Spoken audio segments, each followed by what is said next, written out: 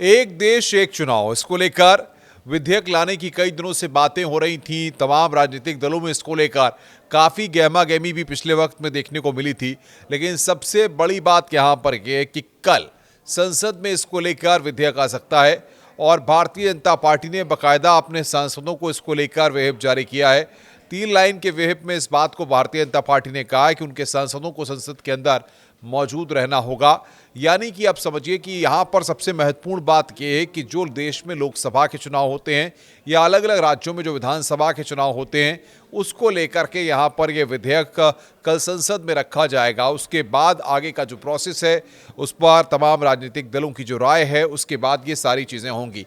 यानी कि सबसे महत्वपूर्ण ये है कि जो विधानसभा के चुनाव होते हैं, अब ये चुनाव कब होंगे, कैसे होंगे, तमाम सारी चीज़ें हम आपको बताएंगे और इस बिल में क्या हो सकता है, क्या प्रावधान हो सकते हैं, किस तरीके का प्रारूप यहाँ पर सरकार ने इस बिल में लेकर के आ सकती है। इन सारी चीज़ों को हम आपको बताने जा रहे हैं, क्योंकि एक देश एक चुनाव मतलब कि चाहे विधानसभा के चुनाव हों, चाहे लोकसभा के चुनाव हों, इन सब को लेकर के प्रारूप पूरा एक रहेगा। तो कुछ महत्वपूर्ण बिंदु हैं जिनको हम आपके सामने रखना चाहेंगे।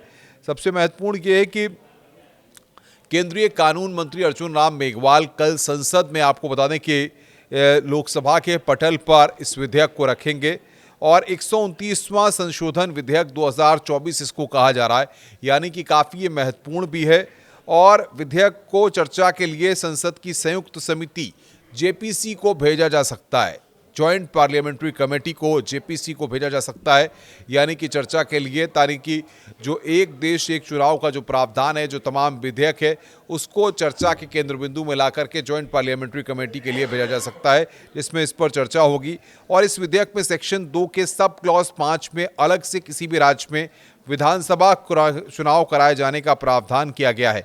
यानी कि आप पूरे प्रोसेस को समझ सकते हैं, जिस तरीके का ये पूरा प्रोसेस है, क्या प्रावधान किया गया है, वो भी हम आपको अभी बताएंगे कि कैसा आदेश होगा। इस विधेयक में एक अनुच्छेद 82A को शामिल करने का प्रस्ताव है और साथ ही साथ इसके कानून बनने पर आम चुनाव के बाद लोकसभा की पहली बैठक की तारीख पर राष्ट्रपति द्वारा एक अधिसूचना जारी की जाएगी और अधिसूचना का कार्यकाल उस नियत तिथि से 5 वर्ष का होगा। नियत तिथि के बाद और लोकसभा के पूर्ण कार्यकाल की समाप्ति से पहले विधानसभाओं के चुनावों के लिए उनका कार्यकाल भी लोकसभा के पूर्ण कार्यकाल के खत्म होने पर समाप्त हो जाएगा।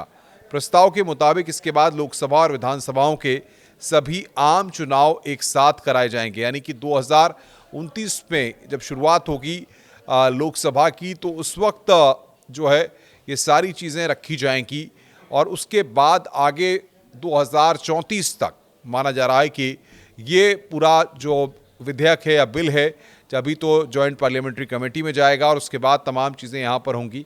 लेकिन जिस तरीके से प्रावधान किया गया है, इसमें 2034 तक ही ये पूरा one nation one election bill जो है वो अमली जामा पहनता हुआ दिख रहा है। विधेयक में क्योंकि कहा गया है कि आम चुनाव के बाद राष्ट्रपति लोकसभा की पहली बैठक के दौरान ऐलान करेंगे कि एक राष्ट्र एक चुनाव कब से लागू होगा। ऐसे में ये प्रक्रिया 2034 के चुनाव से शुरू हो पाएगी, ये यहाँ पर फिलहाल दिखाई दे रहा है। क्योंकि विधानसभा और लोकसभा के चुनाव एक साथ करवाने की और मोदी सरकार तेजी से लगातार इस दिशा में कदम आगे बढ़ा रही है और कैबिनेट से मंजूरी के बाद विधेयक को संसद के शीतसत्र के साथ ही लोकसभा में अब कल पेश कर दिया जाएगा। जैसा कि बताया जा रहा है 14 मार्च को समिति ने अपनी रिपोर्ट क्योंकि सौंप दी थी। एक साथ चुनाव कराने के लिए प्रस्तावित विधेयक में संकेत यही मिलता है कि यह प्रक्रिया 2034 से लागू की जाएगी। विधेयक की कॉपी की अगर बात करें तो किसी लोकसभा या विधानसभा में समय से पहले चुनाव कराना है या करना है तो संसद या फिर विधानसभा को भंग करना पड़ेगा। गुरुवार को केंद्रीय कैबिनेट में 129वें संविधान संशोधन विधेयक को मंजूरी दे दी थी और इसके बाद ये पूरा प्रोसेस यहाँ पर अब ये होगा। सबसे बड़ी बात ये है कि 2034 यानी कि अभी 2024 है, 2029 में जब लोकसभा के चुनाव होंगे तब यहाँ पर इसको जिक्र किया जाएगा, तब यहाँ पर इसका ऐलान किया जाएगा कि कब से लागू होगा। और माना जा रहा है कि 2034 से चाहे जिन राज्यों में विधानसभा कार्यकाल बचा भी होगा तो वो उससे पहले ख़त्म कर दिया जाएगा। बाकायदा सारी बातों का जिक्र इस विधानसभा और लोकसभा जो भी चुनाव होते हैं उनको सब एक साथ कराने के लिए इस पूरे प्रावधान को किया जाएगा। नमस्कार।